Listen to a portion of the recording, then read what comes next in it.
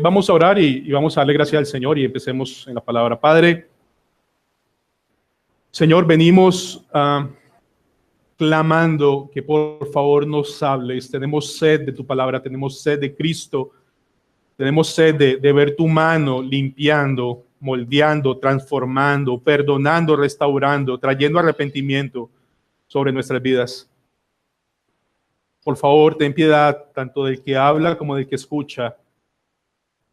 Bendice todos aquellos que están aquí con la esperanza de ver a Cristo. Y Señor, permite que ese su siervo, Señor, sea fiel a tu palabra. Y confío en que el Espíritu Santo hace la obra, Señor, porque solo tú eres suficiente. Bendice esta mañana. Por favor, permite que ese tema que inicia hoy sea de bendición a tu pueblo, como lo ha sido a mi vida y esta mañana en Jamundí. Gracias porque tú eres bueno y gracias porque para siempre es tu misericordia en Cristo Jesús. Amén. Mis hermanos, hace un par de meses estuve en Nueva Providencia, donde se va Alex, y había una preocupación dentro del grupo de rectores sobre la vida espiritual o la vida de piedad de los muchachos, y vienen cambios muy, muy buenos para esos jóvenes. Y uno de esos cambios, hubo una conferencia completa de esto sobre la meditación. Y suena un poco raro, pero ese va a ser el tema de este sermón y del siguiente, la meditación y recuperar el tema de la meditación que está en la Biblia. Cuando ustedes y yo pensamos en meditación, ¿qué es lo primero que se viene a la mente? Yoga, pensamiento trascendental, vaciar tu mente y muchas cosas. Pero lastimosamente no vemos la meditación y espero recuperarla, porque no solamente en Colombia, en Latinoamérica y con muchos pastores que he estado hablando, la meditación bíblica se fue. En la época antigua, en el cristianismo antiguo, en la época de los puritanos, habían tres disciplinas espirituales básicas: leer y orar. Pero entre leer y orar estaba la meditación, y la meditación es lo que ha desaparecido del contexto nuestro. Es más, cuando estaba preparando mis apuntes, se me acerca mi hijo y ya está aprendiendo a leer y lee meditación, y lo primero que me dice: papá, no prediques eso es del diablo. Yo no sé cuántos de ustedes estarán pensando ahorita mismo que eso es del diablo, que eso no tiene nada que ver con el cristianismo. Y es mi deseo en el Señor que puedan ver que eso no es cierto.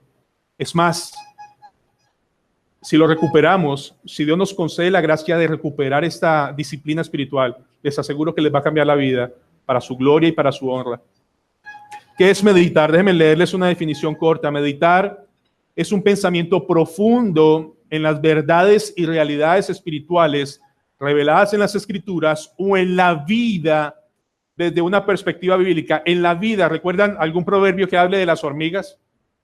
Bueno, ese rey David que ve las hormigas, piensa en Dios y saca una verdad de esto. ¿Recuerdan al Señor Jesucristo viendo los lirios del campo? ¿Recuerda que enseñaba? Entonces, todo nos puede llevar a pensar en el Señor con una mentalidad y una perspectiva bíblica, con el objetivo, escuchen bien, porque eso lo vamos a desarrollar en 8 días, de entender, practicar y orar conforme a la palabra de Dios. Y de nuevo, solo es introducción.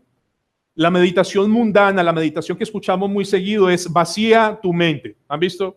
Y hacen un mantra, ponen sus dedos así y vacía su mente. No, la meditación bíblica es: llene su mente, reflexione conforme a la palabra de Dios.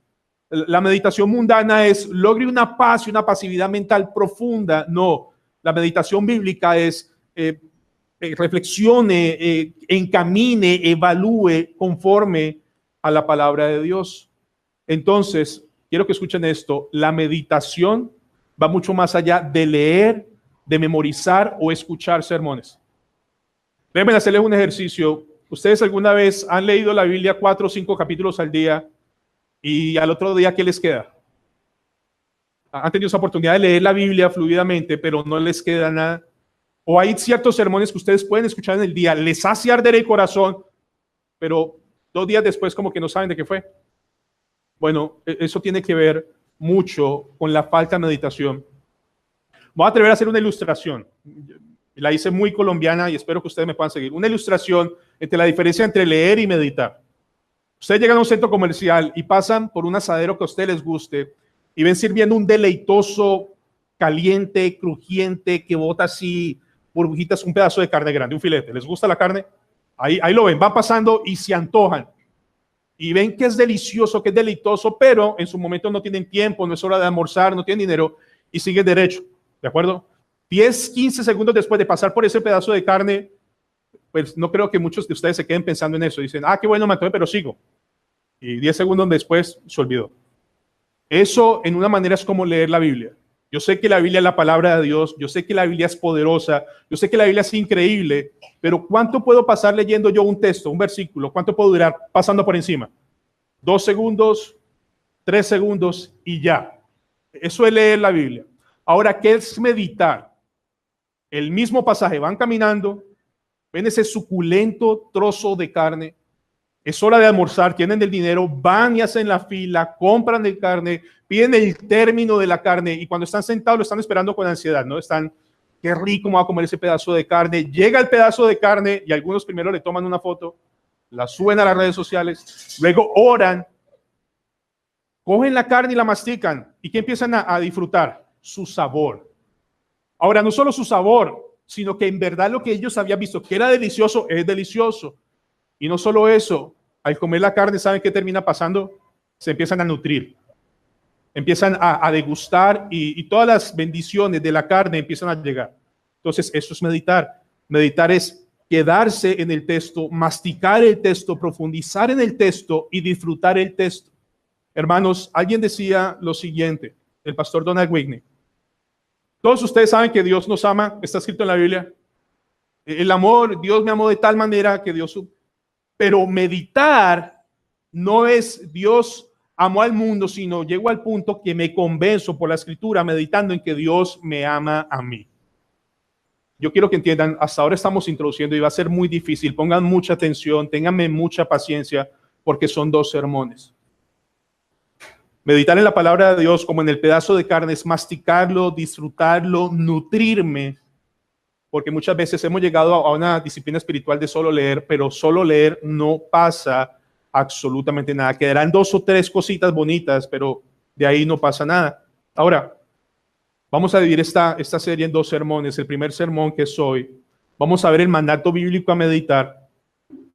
Y segundo, consecuencias de descuidar el mandato bíblico. ¿De acuerdo? El primero, el mandato bíblico a meditar y las consecuencias hasta hoy de no haber meditado. Y el siguiente domingo, si Dios nos da la vida, vamos a ver la bendición de meditar. Y déjenme adelantarles algo.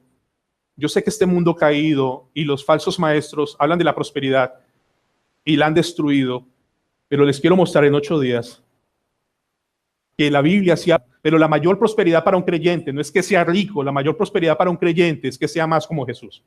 Ahora, no solamente como Jesús, también el Señor da bendiciones materiales y de eso vamos a hablar en 8 días. Entonces, primer punto, el mandato bíblico a meditar. Ustedes leyeron en Génesis 18, si pueden ir en sus Biblias rápidamente, Génesis 18, verso 19, vemos lo que Dios dice acerca de Abraham. Génesis 18, amados, versículo 19.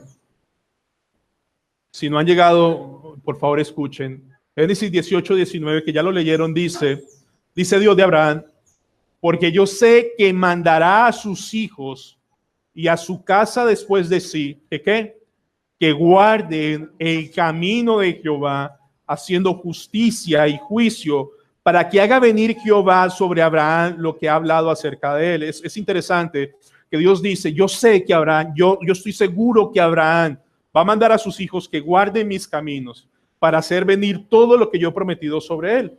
Ahora vayan a Génesis 24, 6 capítulos adelante, versículo 63. Génesis 24, 63. Y vamos a empezar a ver el fundamento de cómo el meditar es un mandato bíblico en la escritura. Génesis 24, 63. ¿Cuál fue el resultado de esa enseñanza piadosa de su padre sobre su hijo? Verso 63. Y había salido Isaac ¿a qué? A meditar al campo. A la hora de la tarde, alzando sus ojos, miró y he aquí los camellos que venían. Hermanos, leemos la Biblia, no suena raro, pero piensen por un segundo que tu esposo se acerca y te dice, mi amor, necesito ir al parque un rato porque voy a ir a meditar. ¿Suena raro? O que tu hijo, Cristian o Daniel o Sergio, papá, dame un segundo, quiero estar solo porque quiero ponerme a meditar. Ahora, en el contexto de la enseñanza que tuvo Abraham, que meditar es tener un tiempo a solas, sin distracciones con el Señor. Ahora, el contexto de Isaac acá, no sé si lo recuerden, Isaac sale a meditar y dice que venían los camellos, y fue la historia cuando su papá le manda a traer la esposa, recuerdan, y este hombre estaba meditando y llega su esposa. Otros textos, Salmo 1, lo recuerdan bien. No lo busquen, déjenme leérselos. Bienaventurado el varón que no anduvo en consejo de malos, ni estuvo en camino de pecadores, ni en silla de escarnecedores se ha sentado, sino que en la ley de Jehová está su delicia. ¿Y qué? Y en su ley medita de día y de noche. Y bien nos dejó claro el pastor César hace 8 días, que esto no es algo que solo fue para Josué, eso es una orden para todo creyente, pero su énfasis fue en la lectura. Mi énfasis va a ser en la meditación. Salmo 63, 6. Cuando me acordé de ti en mi lecho, cuando medité de ti en las vigilias de la noche. Salmo 104, 34, no lo busquen. Dulce será mi meditación. Salmo 119, 97. Todo el día tu palabra es mi meditación. Salmo 119, 99. Tus testimonios son mi meditación. Y así podríamos seguir. Josué 1:8. ¿Recuerdan? Nunca se apartará de tu boca este libro de la ley, sino que de día y de noche meditarás en él. Ahora, ¿qué significa en el contexto que de día y de noche, tanto Josué como David, mediten en la palabra de Dios? ¿Significa que pasen todo el día así? Lean y lean y lean. No. No, mis hermanos, David y Josué eran hombres muy ocupados, como cualquiera de ustedes, trabajadores con muchas cosas. Recuerdan, Josué tenía un pueblo de más de 2 millones, David era rey. Entonces Dios les manda un mandato a ellos y dice, mira, por tanto, de día y de noche meditarás en él. Ahora, ¿qué significa esto? En un contexto de los puritanos, muchos de nosotros a veces gastamos mucho tiempo leyendo textos, y está bien, no estoy diciendo que esté mal, pero dentro del contexto de la meditación, escoger 1 o 2 versículos y masticarlos y ver a Cristo y mirar el Evangelio y hacerse preguntas. Por ejemplo, imaginemos que estoy pensando hoy, o que David está pensando. ¿Recuerdan ese texto que dice que Dios no me ha pagado conforme merezco? Dios no me ha pagado conforme merezco. De verdad, yo estoy vivo hoy. Y ustedes y yo estamos vivos hoy porque Cristo está intercediendo por nosotros. El anciano Jaime predicó el 31 sobre la higuera, fue mi hermano. Y él decía algo que no me quito de acá. Dios nos dio un año más. ¿Para qué? Dios nos dio un año más. Hermanos, quiero que miremos una reacción de un hombre que está meditando de día y de noche la palabra de Dios. ¿Recuerdan la historia de David? Cuando va con sus valientes a los lados y aparece un hijo perdido, un familiar perdido de la familia de Saúl. ¿Recuerdan esa historia? ¿Qué era lo que estaba haciendo ese muchacho con David? Bueno, segundo libro de Samuel, capítulo 16. Segundo libro de Samuel, por favor, en sus Biblias. Segundo libro de Samuel 16, versículo 5.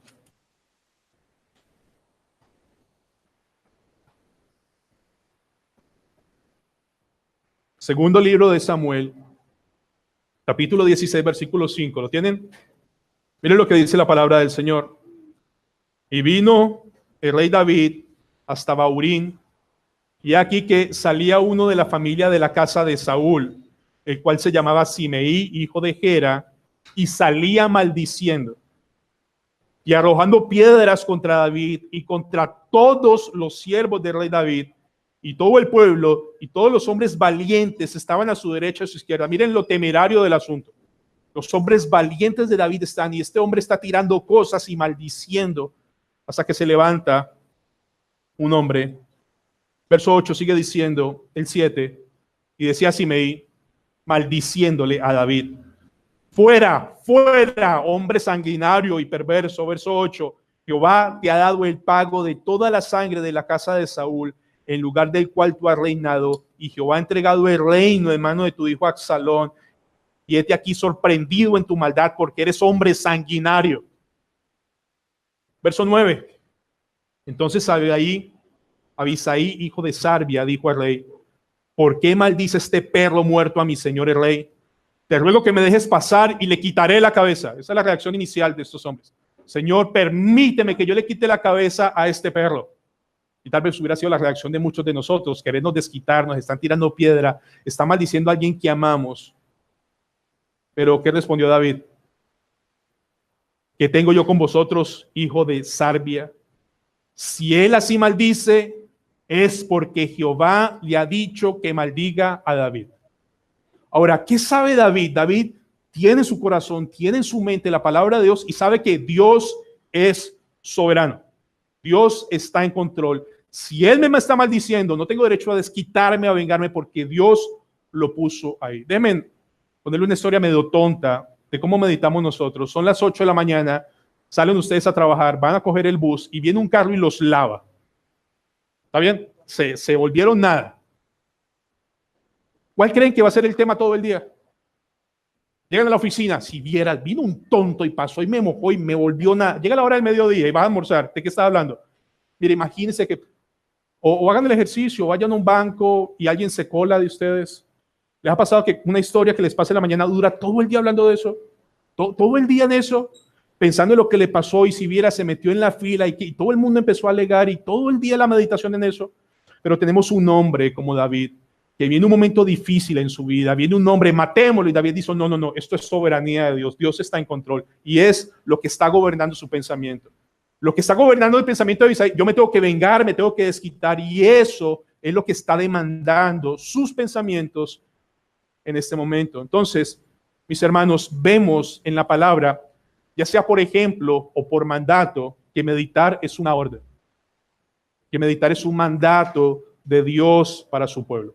Ahora, ¿todo creyente está mandado a meditar? ¿Sí o no? ¿Todo creyente está mandado a meditar? ¿Sí o no? Sí, todos. Ahora, no, pastor, qué pena con usted, mi memoria no es muy buena.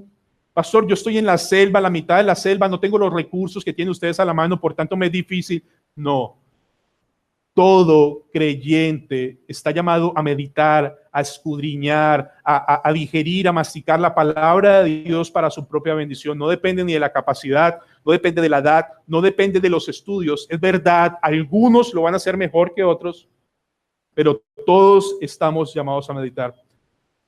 Y amados, ¿cuál es la razón continua de querer meditar? Y déjenme hacer una ilustración antes de ir al texto. ¿Recuerdan esa época de enamoramiento antes de casarse?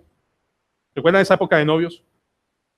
¿Sí o no? O los que se están enamorando. ¿Cuál es el pensamiento de ese pobre novio todo el día? O esa mentira. O de esa mujer. Si alguien se le acerca a esta mujer y le dice, mi amor, mira, no te cases, él no te conviene, ella tiene una serie de virtudes que le ha encontrado, que luego en el matrimonio se pierden, pero ella las encontró antes del matrimonio, y todo el tiempo, mira, esa esposa es divina, Dios me la mandó como yo la estaba pidiendo, y todo el tiempo es, ¿por qué su esposa o su novia en esa época era su deleite? Porque pues por eso mismo era su deleite, estaba enamorado. En la palabra de Dios leemos esto, Salmo 119, 97. Oh, cuánto amo yo tu ley, dice la palabra de Dios. Todo el día es ella mi meditación. O sea, la raíz o la consecuencia de meditar en la palabra es porque hallamos deleite en la palabra. O sea, aparte de ser un deber cristiano, el Señor nos dice, vas a hallar deleite porque haya deleite en la palabra y haya deleite masticándola, rumiándola. Ahora, mis hermanos, vivimos en tiempos de demasiada ocupación. Esta semana estábamos, mi amparito, mi suegra se está arreglando los dientes y la gente está esperando en la sala. ¿Qué creen que está haciendo todo el mundo en la sala esperando? El celular. ¿Sí o no? Y no precisamente leyendo un artículo. No. ¿Qué hizo este? ¿Para dónde se fue este? O piensen ustedes por un segundo, con la mano del corazón, si van en un tiempo libre y van en el bus, ¿qué hacen? Bueno, puede pasar como algunos que van en el bus y van pensando, si fuera rico, ¿yo qué haría? ¿Y a dónde iría? ¿Y a qué llevaría? ¿Sí? O si llegan a la casa, estamos en tiempos de tanta frivolidad, de tanta superficialidad, que yo ya no quiero pensar, yo quiero que el televisor piense por mí, yo quiero que mi celular piense por mí, yo quiero que otros piensen por mí. Es más, muchos de ustedes a veces comparten pensamientos de hombres. ¿Han visto lo que dice Juan Calvino, lo que dice esta persona? Son meditaciones de otros, no son nuestras. No están en la Biblia tal cual, pero son hombres que han meditado en la palabra de Dios y nos regalan frases llenas de la gracia de Dios para nuestra bendición.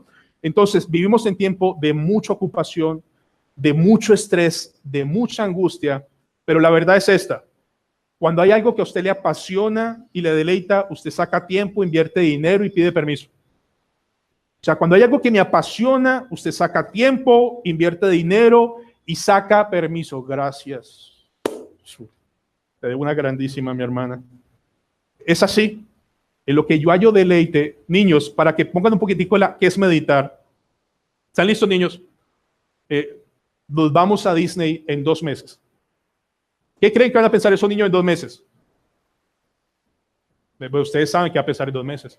Y se van a meter a internet y van a mirar qué hacer, qué no se puede hacer. Y resulta que el día que vayamos a viajar, si el avión sale a las 4 de la mañana y te tiene que levantar a las 3 de la mañana, ellos a las 2:30 ya están listos, arreglados, contentos, no hayan la hora, no pueden dormir, porque todo el tiempo están pensando. Eso es meditar, niños. Ahora, lo que estamos viendo acá es que el Señor nos manda a meditar en Él, en su palabra, en sus verdades, y esto es lo que queremos hacer énfasis. Hermanos, la superficialidad, la frivolidad de estos tiempos es lo que nos ha alejado de tener un rato quietos y pensar en Dios. Le hicieron esta pregunta, y eso nos lleva al segundo punto. Le hicieron esta pregunta al pastor Joel Vicky. Pastor Joel Vicky, ¿por qué cree que hoy día esta generación de cristianos ya no habla de meditar, no tiene esos tiempos para meditar? Y quiero leerles la respuesta. Hay una hueste de obstáculos, como nuestra historia de amor con los medios de entretenimiento y nuestro mundo orientado a lo físico, nuestra adoración a las estrellas de Hollywood y los héroes del deporte, nuestro orgullo mundano, nuestra falta de amor por la verdad doctrinal y el día de reposo, pero lo más preocupante es nuestro poco o nada de pensamientos acerca del cielo durante el día. Estamos preocupados con este mundo, nos rodeamos de diversiones, de negocios terrenales, hasta los ministros tienden a centrarse en programas y resultados medibles y no en la eternidad. Sin embargo, Cristo, nuestra vida, ¿en dónde está? Cristo, nuestra vida, ¿en dónde está? Cristo, nuestra vida, ¿en dónde está? En el cielo. Eso dice la Biblia. O sea, yo sé que mora en nosotros, pero Colosenses dice: si habéis resucitado con Cristo, buscad las cosas de arriba, donde está Cristo sentado a la diestra del Padre. Las cosas que valen la pena están en el cielo. Dice, todas nuestras esperanzas sólidas allí están, y Dios nos ordena que pongamos nuestra mente en ello. Los puritanos hicieron del cielo el enfoque especial de su meditación y decían lo siguiente: nada tiene mayor influencia en una práctica cristiana aquí en este mundo que la seria consideración de nuestro estado eterno en el mundo venidero, la gloria y la felicidad preparadas y que nos esperan. Al mismo tiempo, los tormentos eternos reservados para los hacedores de iniquidad. Escuchen esto: la mayor necedad del mundo para los hombres es estar ocupado en muchas cosas que no les afecta y mientras tanto descuidar la única que sí es necesaria y en verdad les afecta para el bien de su alma. Ahora, esto es palabras. Vayamos a la Biblia. Quiero mostrarles bien despacito los resultados de una vida sin meditar en la palabra de Dios. Yo no estoy hablando de una vida de leer, sino de meditar. Vayan al Salmo 119 en sus Biblias.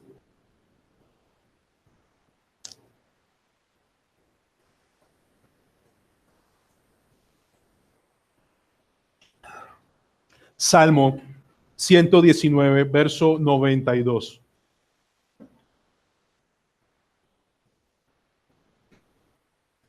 Ahí nos vamos a quedar un ratico. Salmo 119, 92. ¿Lo tienen? Escuchen. Si tu ley, si tu palabra no hubiese sido mi delicia, mi placer, mi deleite, ya en mi aflicción, ¿qué? Hubiera perecido. Ahora déjenme leerles algunos sinónimos de aflicción, según el hebreo. Si tu ley no hubiese sido mi delicia, ya en mi depresión, en mi miseria, en mi angustia y en mi pobreza hubiere perecido. Y la palabra perecer es, déjenme leerles otra vez. Si tu ley no hubiese sido mi delicia, ya en mi depresión me hubiera descarriado, me hubiera arruinado, me hubiera perdido. versículo 93. Nunca, jamás me olvidaré de tus mandamientos, porque con ellos, o sea, con tu palabra, ¿qué? Me has vivificado. Es decir, tu palabra es la que me ha preservado la vida, me ha avivado, me ha conservado, me ha restaurado, me ha animado. Ahora, déjenme hacer una paráfrasis de este texto. Es como si el Señor dijera, si yo no tuviera tu ley como el objeto de mi meditación y yo no pensara en las cosas que yo encuentro en tu palabra, mi fe hubiese decaído y al llegar la aflicción yo no estaría preparado para enfrentarlas. Es decir, si tu ley no hubiera sido mi delicia, si tu palabra no hubiera sido mi alimento real, de verdad tenerlo acá, en el momento que llegue la aflicción, nos vamos a caer y nos vamos a derrumbar. Eso es seguro, mis hermanos, y es un resultado de una vida sin meditación. En la Nueva Traducción Viviente dice, si tus enseñanzas no me hubieran sostenido con alegría, ya habría muerto de sufrimiento. Amados, a todos ustedes y a mí nos van a llegar momentos de aflicción, el que sea. A todos nos van a llegar momentos de aflicción. La pregunta es, ¿cuál va a ser la respuesta? ¿Qué va a haber aquí guardado en el corazón para responder a estas situaciones? Hermanos, en nuestra historia, cuando llega el sufrimiento, ¿cuál es la tendencia normal de la mayoría? ¿Alejarse o acercarse a Dios? ¿Acercarse o alejarse de Dios?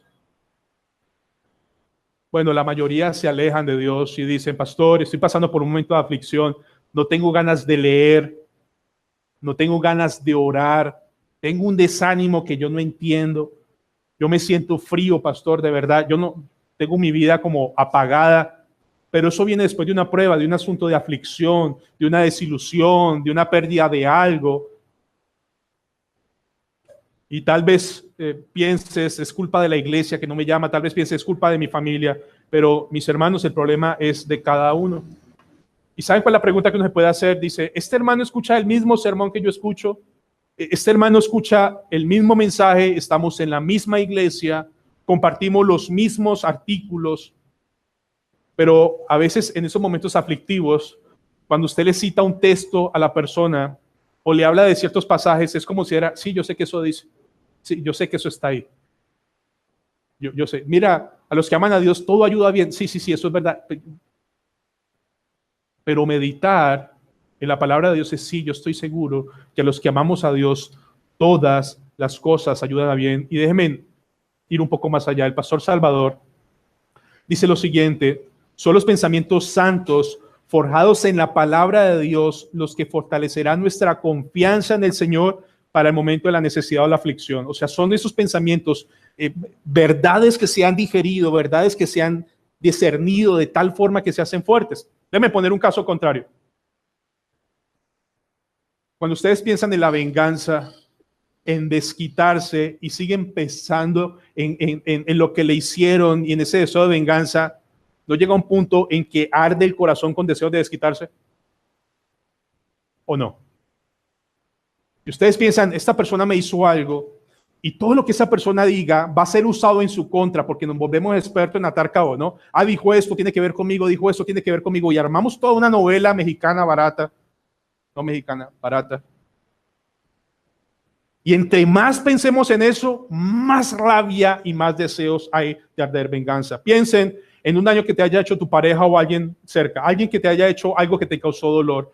Y ustedes piensan más en lo que le hicieron y piensan más en lo que le hicieron. ¿Y saben qué termina eso? En amargura. Han hablado con alguien amargado y se sienta y vuelve y toca el mismo problema y toca el mismo problema y toca el mismo problema. No perdona, sigue con eso ahí.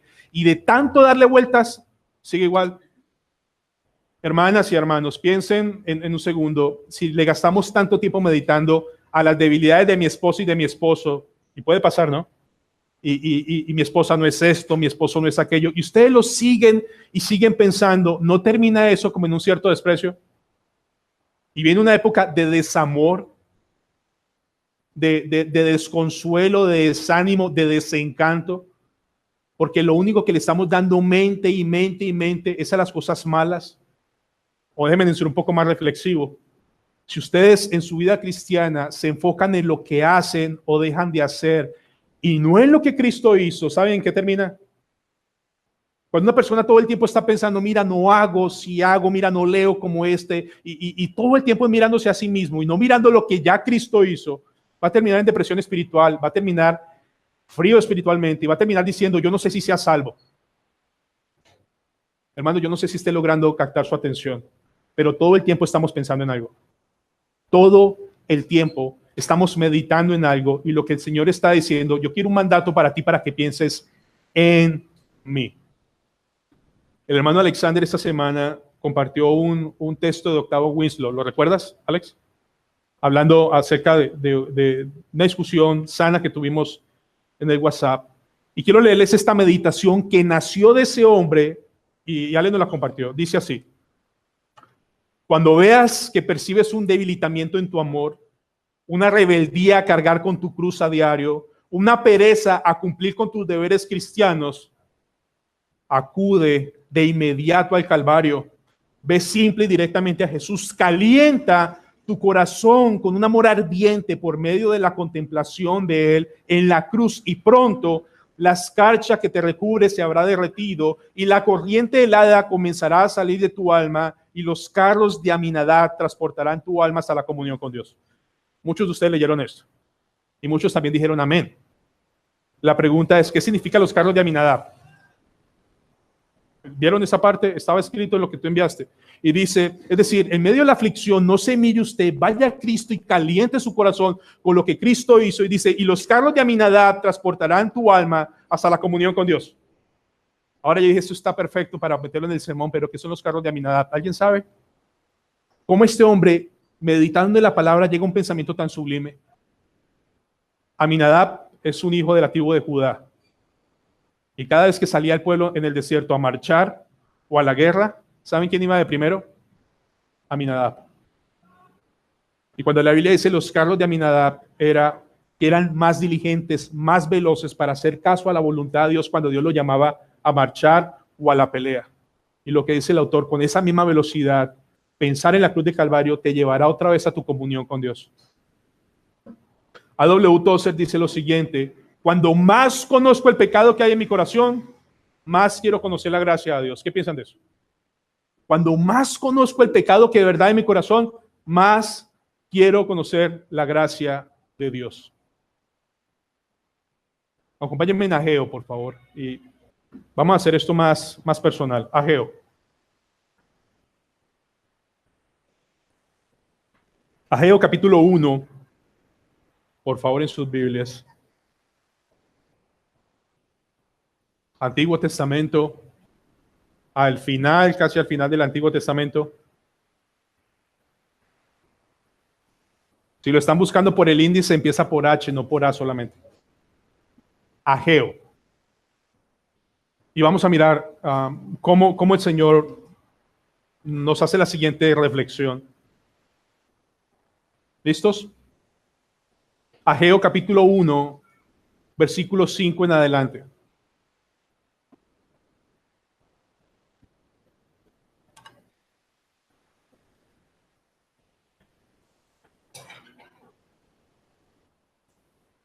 Miren lo que dice la palabra de Dios.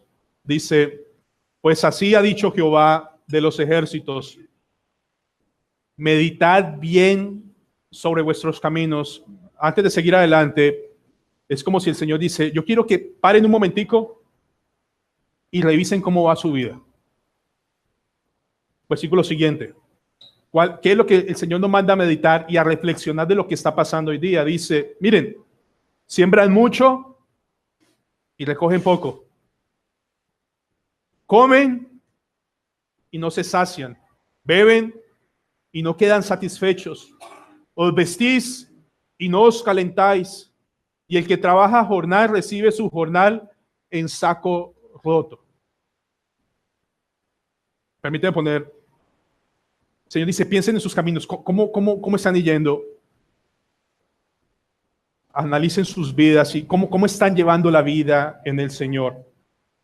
Hermanos, yo no sé, pero si el Señor nos permite, a veces nuestros pensamientos y nuestras quejas es, el dinero no alcanza, No somos felices por las cosas que tenemos, no nos sacian, queremos más y más.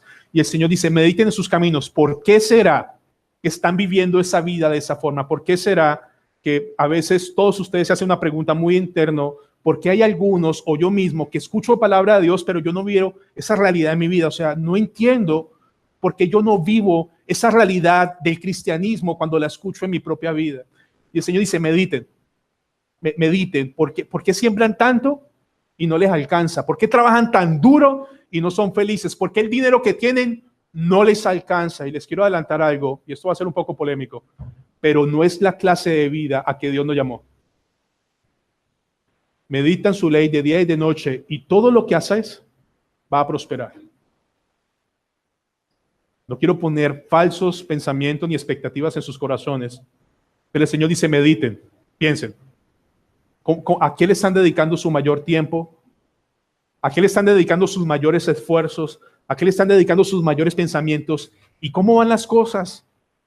No alcanzan las cosas, el dinero no es suficiente, hay una inconformidad con todo lo que está pasando en mi vida y no es la forma que el Señor quiere para nosotros. De verdad, yo espero, si Dios permite, en 8 días mostrarles que Dios es un Dios bueno.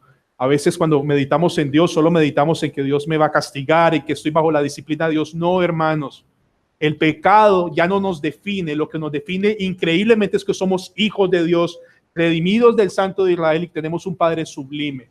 Y ese Padre sublime quiere en verdad bendecirnos, porque la mayor bendición es que ustedes y yo nos crezcamos más como ¿quién?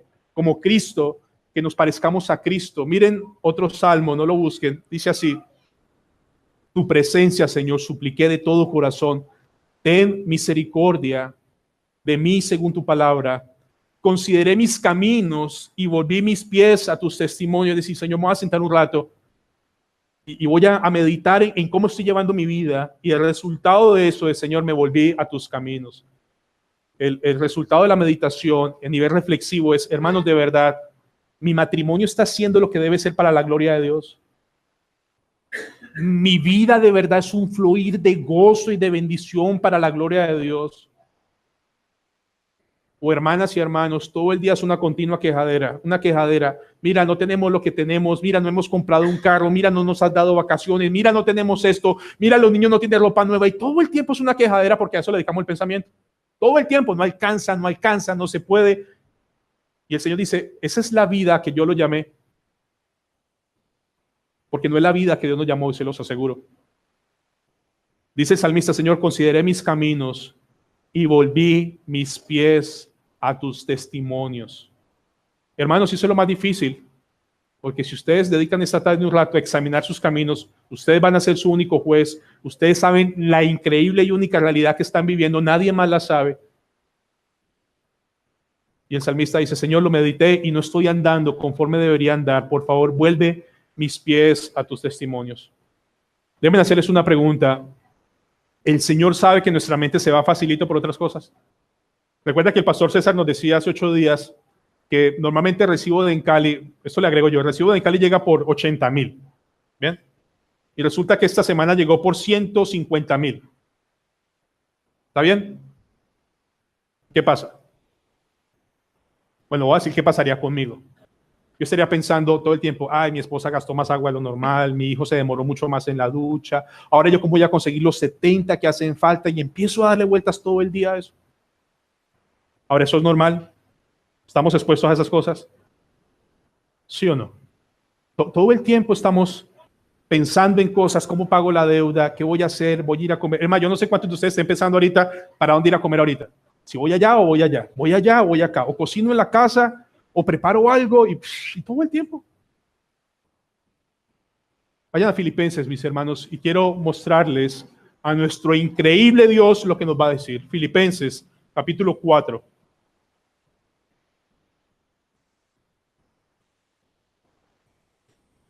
Filipenses, capítulo 4, versículo 6. Muy conocido por ustedes. ¿Listos? Dice así la palabra de Dios.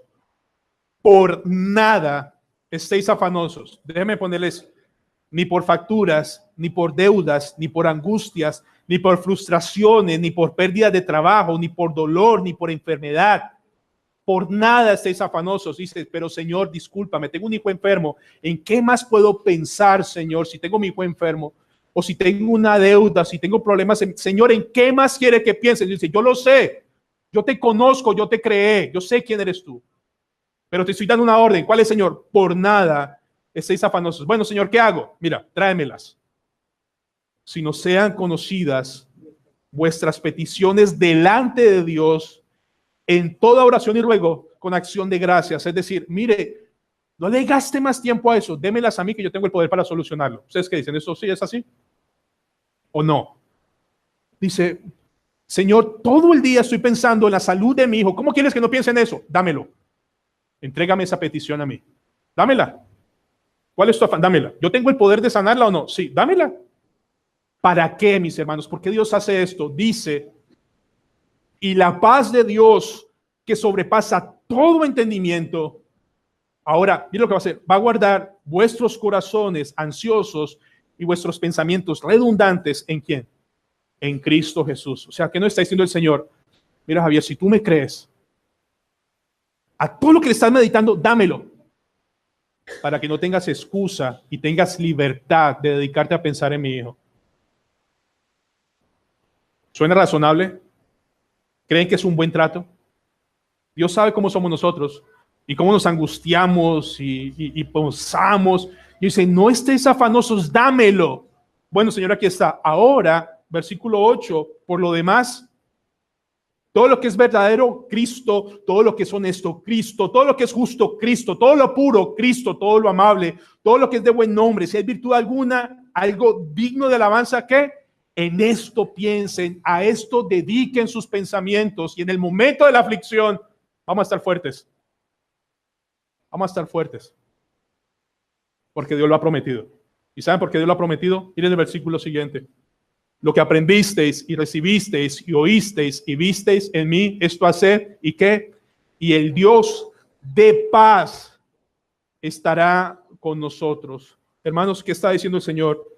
Dame, hijo mío, lo que te inquieta, lo que te preocupa, lo que ocupa tus pensamientos en el día, y yo te prometo que me encargo de ello. Bueno, papá, ¿y por qué? Porque yo quiero que gastes el día y la noche pensando en mí. ¿Suena loco? ¿Suena fanático? El Señor dice, yo quiero que mi pueblo halle deleite en mí. Josué, piensa, medita de día y de noche. No se apartará este libro de la ley. Medita en el de día y de noche. Y todo lo que hagas prosperará. ¿Y sabe por qué va a prosperar? Porque el Dios de paz estará con nosotros. Salmo 1, ¿recuerdan? Porque en su ley se deleita de día y de noche. Meditando en su palabra, será como árbol plantado junto a corrientes de agua y su hoja no cae y todo lo que hace prosperará. Yo estoy seguro, familia, que cuando uno habla esos textos, eso suena lejísimos. Eso suena como que no tiene nada que ver conmigo, pero tiene que ver con el pueblo de Dios. ¿Saben por qué un árbol plantado se mantiene frondoso? Porque vive absorbiendo las verdades del evangelio para su propia vida. Y eso es lo que lo mantiene fuerte y firme. De verdad, mis hermanos, cuando vean a alguien en aflicción y le dicen, mira, todo nos ayuda bien, esa persona que conoce Biblia, que ha escuchado doctrinas, pero que no se las ha comido, que no las ha meditado de verdad, no le pasa absolutamente nada. No le importa. No importa. Sí, mira, qué bueno que Cristo es mi fortaleza, pero en ese momento Él no lo está haciendo. No, eso no es cierto. Dios lo está haciendo. El Señor dice, ¿qué es lo que te tiene afanado? Dámelo. Y por favor, dedícate a pensar en mi hijo. La blanda palabra aplaca la ira, ¿verdad? Proverbios 15:1. La blanda palabra aplaca la ira, mala áspera hace subir el furor. Cojan ese versículo hoy para meditar. La blanda palabra aplaca la ira. Mala áspera hace subir el furor. Y piensen en alguna discusión. Honestamente, nuestras discusiones maritales empiezan por una bobada, se termina volviendo una agazapera así de grande. Pero de verdad, honestamente, ustedes y yo empezamos peleas matrimoniales por bobadas. Pero, Señor, la blanda palabra aplaca la ira. La blanda palabra, Señor, o sea que cuando alguien me responda feo, yo le respondo de una manera amable, noble, amorosa, y tú dices que eso le va a aplacar la ira, sí.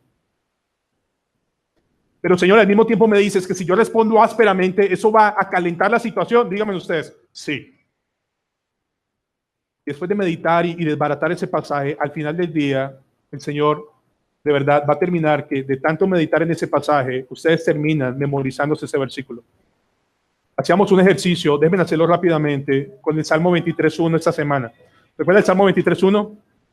Jehová es mi pastor, nada me faltará. ¿Qué significa Jehová? ¿Qué significa Jehová? Vamos a ver, solo ese versículo. ¿Qué significa Jehová? El yo soy. ¿Y qué significa que diga el yo soy? El Dios que no cambia, el Dios que cumple sus promesas, el Dios que es todopoderoso. Luego, ¿qué palabra sigue? Es. ¿Qué significa es?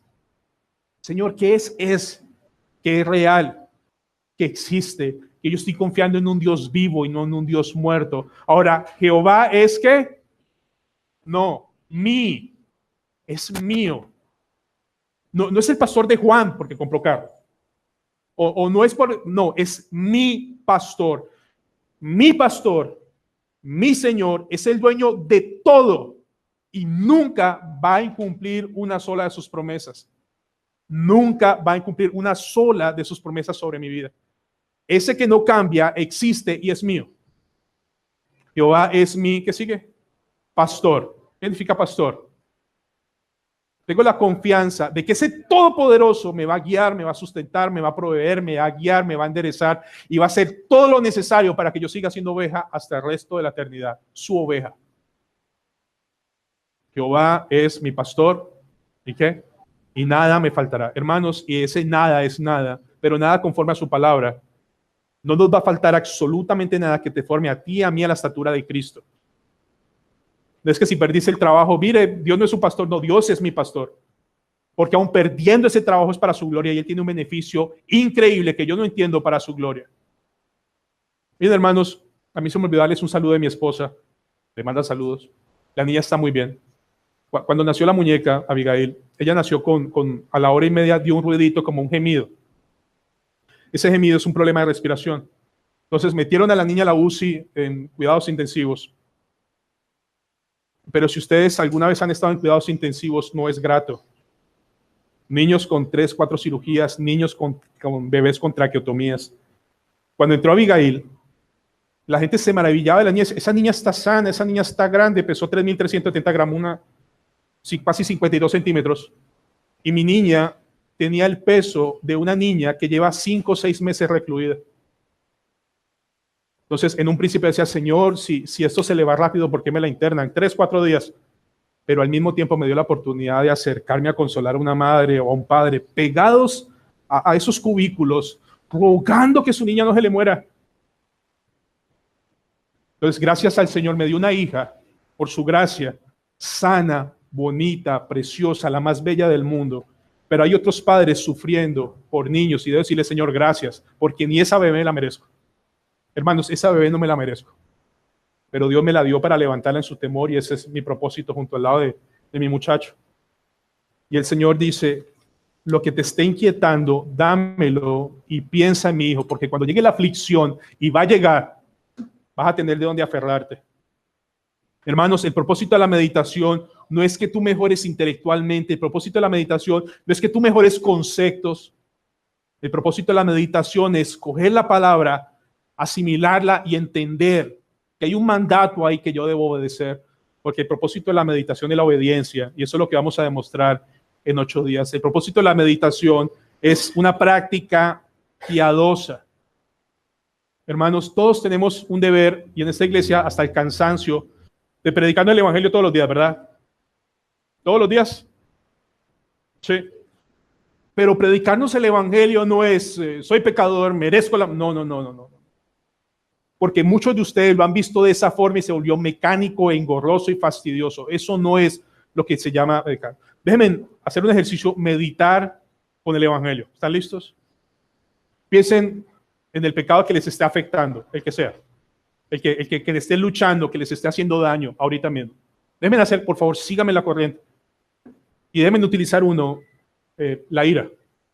¿Ok? Entonces, yo soy creyente y mi pecado por herencia y mi pecado por mi transgresión es la ira. Ahora, ya no merezco la muerte, ya no voy para el infierno porque yo sé que ese pecado ya fue pagado en la cruz, pero esa ira trae consecuencias. ¿Qué consecuencias? Mi esposa está cansada de mí, mi hijo me tiene miedo, me vuelvo fastidioso, la gente se molesta a mi alrededor porque tengo un problema de ira que se vuelve cansón. Ese es mi pecado, estas son las consecuencias y de verdad estoy meditando en eso. Ahora, pregunta, ¿qué puedo yo hacer en mis fuerzas para salir de la ira? Nada. Ahora, si eso es verdad, su esposo se le acerca otra vez y le dice, mi amor, yo sé que tengo un problema de ira, pero te tengo que decir algo, yo no puedo salir de esto. Lo siento. ¿Qué pasaría por sus mentes? Ah, y no solo eso, le dice lo siguiente, ¿qué sigue después? Mira, yo soy un iracundo, tengo un problema serio de ira, yo no puedo salir de esto, pero Dios me ama. Estamos siguiendo el orden del Evangelio, ¿no? Dios me ama, ¿es verdad? No, espérate un segundito, tranquilo, calmado, ventarrón. Usted es así de iracundo, dice que no puede cambiar en sus fuerzas, que no va a hacer nada para remediarlo, y aparte de todo viene todo conchudo y sinvergüenza y me dice que Dios le ama. ¿Pero eso dice el Evangelio? ¿O no? ¿No dice que Dios me ama? ¿Sí o no? Ahora, ahí yo no estoy alcahuetando, porque yo voy a la cruz y le digo, Señor, yo entiendo que tú por este pecado moriste, pero Señor, yo te ruego, te pido perdón porque he ofendido al cielo, a mi esposa, a mi familia, te pido perdón porque esta ira me está haciendo daño, esta ira está destruyendo muchas cosas. Y por favor, Señor, vengo a tus pies, perdóname. Y el Señor en su gracia, del fruto del Espíritu Santo, ¿qué le da a un iracundo? Para combatirla, porque Él es fiel y justo para perdonar y limpiar. ¿Qué le da al iracundo? Paciencia. ¿Qué más? Amor. Dominio propio. Amados, ¿ustedes creen que eso sea verdad? ¿Ustedes creen que si confesamos nuestros pecados, como es pecado, Dios es fiel y justo para perdonar y limpiarme de esa maldad? Eso dice el Evangelio. Eso es una cortica meditación del Evangelio. Pero si el Evangelio no es meditado correctamente, entonces va a decir, miren, yo soy pecador y está haciendo daño, pero mi amor, venga, nos sentamos los dos y hacemos 2 o 3 estrategias para no pelear más. ¿Han visto eso? No nos vamos a decir ciertas cosas, no vamos a tocar, mi amor, y de verdad que esto va a funcionar. 15 días después, ¡boom! Y vuelve, no, nos falló, vamos a hacer esto y vamos a hacer esto hasta que tu esposa dice, ¿sabe qué? Ya no le creo. Ya no le creo. Usted habla mucho y hace poco, pero eso no es lo que dice el Evangelio. Lo que dice el Evangelio es que yo no hago nada, pero en Cristo, que es mi fortaleza, puedo hacer todo. No sé, yo espero por un segundo, yo espero de verdad que por lo menos los haya inquietado un poco en recuperar el tiempo de meditar. En 8 días esas son las zapatas de la enseñanza, pero en 8 días vamos a ver que hay una bendición muy especial y no hay nada más increíble que podamos meditar en Cristo y su obra de día y de noche. Dice el pastor Octavio Winslow otra vez, recuerda tu primer dolor por el pecado. ¿Ustedes lo recuerdan? ¿Recuerdan ese dolor por el pecado que muchas veces en oración le decimos, Señor, permite que este dolor lo tenga antes y no después? Por favor, dame este dolor piadoso y santo antes y no después. Pero dice el autor, recuerde el primer dolor por el pecado y ese gozo tan increíble que Dios te dio cuando te levantó. Esa restauración y esa paz que solo Dios puede dar. Lo preciado que fue Jesús en ese momento, lo glorioso que era su persona, lo fragante que era su nombre y lo rico que era su gracia.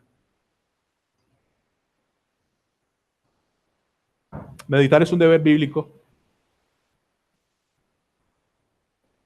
Y todo el tiempo estamos pensando en X o Y.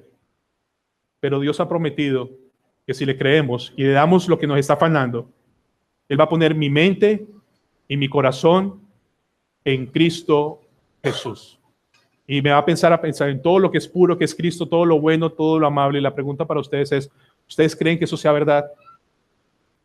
¿Es verdad?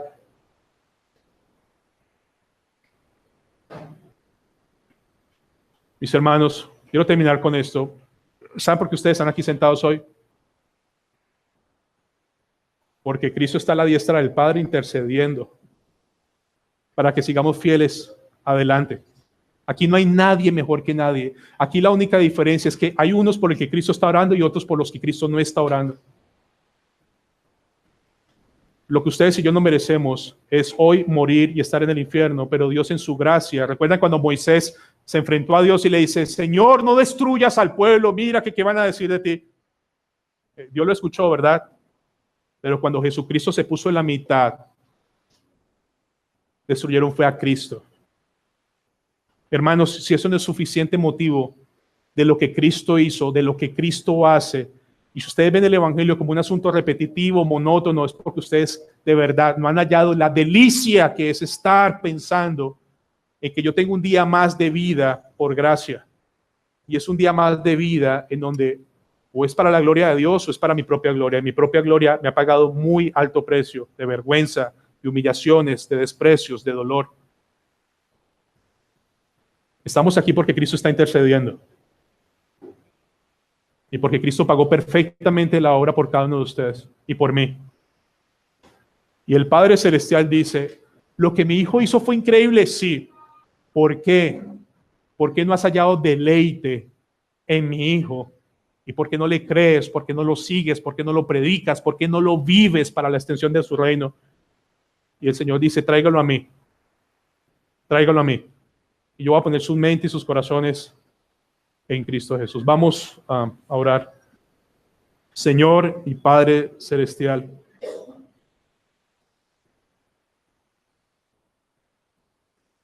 Señor, reconocemos delante de ti cómo nuestra mente se va fácilmente anhelando los lujos de este mundo, una mujer ajena, un bien ajeno, un salario más grande, un mejor celular, unas mejores vacaciones. Cómo mi mente anhela y trabaja solamente para tener una mejor diversión, una mejor vacación. Pero Señor, si tú tienes piedad en esta mañana, por favor, perdónanos.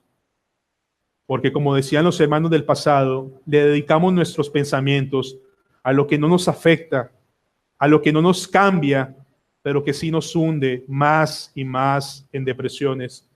Señor, tu palabra dice que si tu ley no hubiera sido nuestra delicia, Señor, en los momentos de aflicción vamos a caer fuertemente. Señor, ten piedad, porque no son pocos los hermanos, no son pocos los hermanos en esta iglesia que en los momentos de aflicción terminan tirando la toalla y alejándose. Señor, que podamos pensar como David, que todo lo que pasa a nuestro alrededor es por tu soberana voluntad. Y te damos gloria, porque a pesar de que no veamos el propósito real en lo que sucede, tú estás en control. Y tú has prometido que a los que te amamos, todo nos ayuda bien, y por eso es suficiente motivo de gozo. Señor, permítenos pensar más en Jesucristo, en su obra, en su hermosura, en su deleite. En ese día precioso, cuando cerremos los ojos y los abramos y veamos su hermosura cara a cara, en donde ese día no hay más pecado, no hay más enfermedad, no hay más dificultades, porque estaremos contigo para siempre. Señor, ponnos a pensar en lo venidero, en lo glorioso, en lo excelente que es Cristo Jesús. Señor, por favor, yo te pido ayuda, porque mi mente divaga muchísimo, Señor. Y yo te ruego, Padre Celestial, que me permitas pensar de ahora en adelante en Cristo, que es lo bueno, lo puro, lo santo, lo correcto, lo de buen nombre, lo que está lleno de virtudes. Permíteme dedicarme a pensar en Él, lo glorioso, lo sublime y lo precioso de mi Señor y Salvador Jesucristo. Señor, recuérdales a todos que están aquí que no hay pecado tan sucio, tan oscuro, tan podrido, que tú no puedas limpiar hoy, que tú no puedas perdonar hoy, que tú no puedas restaurar hoy. porque no confiamos en nuestras actitudes o lo que hagamos o dejemos de hacer. Confiamos en la verdad de tu palabra, y tu palabra dice que si confesamos nuestros pecados, tú eres fiel y justo para perdonar y limpiarnos de esta maldad. Así que, Señor, perdónanos primero que todo por estar confiando tanto en nosotros. Señor, yo soy una fuente seca, llena de maldad, pero tú me puedes hacer una fuente de agua viva, llena de bendición. Padre, por favor, devuélvenos, a pesar de la debilidad de mi mensaje, Señor, por favor, devuélvenos el increíble privilegio de meditar. Que lo que leamos nos lleve a meditar, y lo que meditemos nos lleve a orar, y que esa sea nuestra fortaleza en el poder del Espíritu Santo. Que tu gracia nos asista. Escuchemos niños como Isaac: papá, voy un rato a mi cuarto porque quiero estar con mi Dios. Mi amor, perdóname un segundo porque quiero estar en mi cuarto, porque quiero estar a solas con mi Dios. Y que no sea más un asunto de Isaac, sino sea un asunto de cada miembro de esta iglesia, de cada persona nacida de nuevo en este lugar. Señor, que no sea tonto, que no sea bobo, que no nos sintamos ridículos por querer tener un tiempo al día, y ojalá mucho más, para pensar en ti y en lo que has hecho. Señor, que tu ley sea nuestra delicia y que en ella meditemos de día y de noche. Danos unos segundos a solas, que podamos reconocer, Señor, lo poco o nada que nuestros pensamientos a diario se elevan hacia ti, para hacer arder nuestros corazones y poder seguir firmes en la batalla, puesto los ojos en Jesús. Oremos. Amado Señor, y tu palabra, gracias por tu fidelidad, Señor.